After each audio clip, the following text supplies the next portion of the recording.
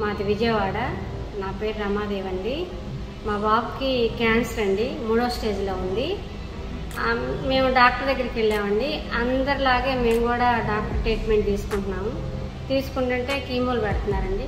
ఈ టైంలో వెంకటరావు అని మా చుట్టాల అబ్బాయి అండి, తను వచ్చి పిన్ని ఐపల్స్ అని వచ్చింది, కొత్త ప్రోడక్ట్ వచ్చింది, ఇండస్ట్రీ ఇవ్వాలి నుంచి వచ్చింది పిన్ని, ఇది ఒక్కసారి వాడి చూద్దామన్నారు.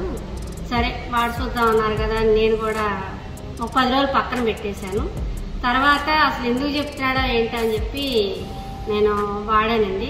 వాడిన తర్వాత మా బాబుకి చాలా బాగా పనిచేసిందండి. ఈరోజు మా బాబు ఇలా నిలబడ్డాడంటే అది నిజంగా దేవుడిచ్చిన వరం అనుకుంటున్నానండి. అది మా బాబుని ఈరోజు ఇలా నిలబెట్టి ఈరోజు మా బాబు మళ్ళీ జాబ్లోకి వెళ్ళేటట్టు, మళ్ళీ మా బాబు తనంతటికి తను జాబ్ చేసుకునేటట్టు దాన్ని నిలబెట్టిందండి.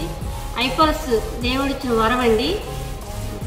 బాధ అది సంతోషం పక్క, బాధ ఒక పక్క సార్. అది నేను పడ్డ బాధ ఏ తల్లి పడకూడదు, కానీ దేవుళ్ళలాగా ఐపల్స్ నా కొడుకుని కాపాడిందండి.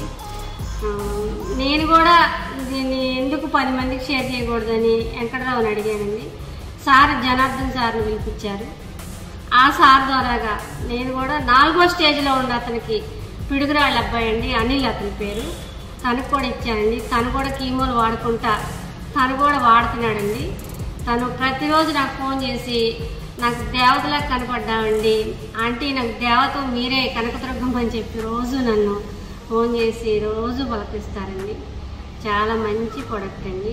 ఇండస్ట్రీ వాళ్ళందరికీ శిరస్సు వంచి నమస్కరిస్తున్నానండి.